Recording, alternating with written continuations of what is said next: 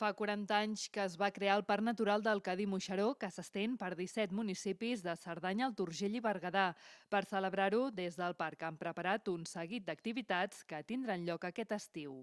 Bé, la celebració, evidentment, del 40 aniversari de la creació del Parc Natural ens omple de joia i volem fer-lo compartir una mica amb tots els veïns d'aquests 17 municipis que conformen el Parc Natural i totes les persones que ens visiten. Llavors hem programat una sèrie d'activitats al llarg de l'estiu, del 20 de juliol a finals d'agost. Els dijous farem activitats obertes a tothom i també el dia 15 de juliol del 2023 serà exactament el dia dels 40 anys de declaració del parc i també aquell dia volem fer un acte, diguéssim, de celebració oberta a tothom, oficial, que segurament el farem aquí en el centre de Talló i en el qual hi haurà una sèrie d'activitats i es convida una mica a tothom que hi pugui participar-hi.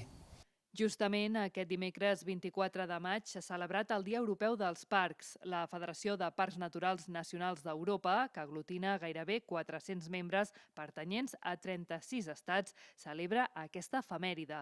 Des del Parc Natural del Cadí-Moixeró consideren que cal commemorar aquest dia per posar en valor la importància de preservar aquests espais naturals.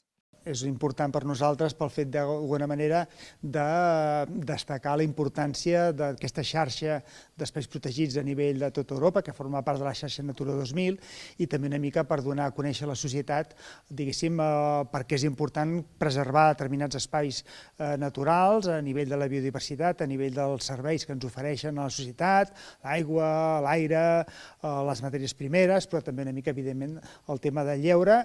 I cal afegir-hi aquí una mica el fet que aquests espais protegits en general són espais en els quals es genera una activitat social i econòmica, que estudis que s'han desenvolupat arreu del món indiquen que per cada euro que s'inverteix en un espai protegit hi ha un retorn, un benefici d'entre 6 i 8 euros pel territori. Per tant, realment són espais que no només són importants de conservar pel seu patrimoni, sinó també per la importància econòmica i social que tenen.